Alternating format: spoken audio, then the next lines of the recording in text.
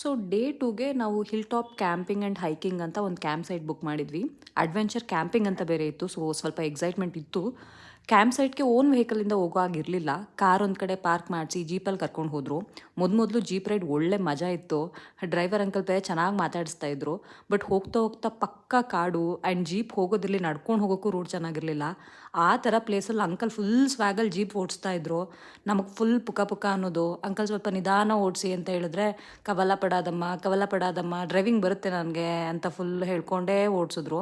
ಅಂತೂ ಇಂತೂ ಒಂದು ಪೀಸಲ್ಲಿ ಕರ್ಕೊಂಬಂದು ಕ್ಯಾಂಪ್ ಸೈಟ್ ರೀಚ್ ಆದ ತಕ್ಷಣ ಕ್ವಿಕ್ಕಾಗಿ ಫ್ರೆಶ್ ಅಪ್ ಆಗಿ ಊಟ ಮಾಡಿ ಒಂದು ಸ್ಮಾಲ್ ಟ್ರೆಕ್ಕಿಂಗ್ ಹೋದ್ವಿ. ಆ್ಯಂಡ್ ಸುತ್ತಮುತ್ತ ಓಡಾಡಿ ಬರೋ ಅಷ್ಟರಲ್ಲೇ ಸಂಜೆ ಆಗೋಯಿತು. And that's when the real game started. ನಾವು ಬೇರೆ ಜೋಶಲ್ಲಿ ಟೆಂಟ್ ಸ್ಟೇ ಬುಕ್ ಮಾಡಿಬಿಟ್ಟಿದ್ವಿ.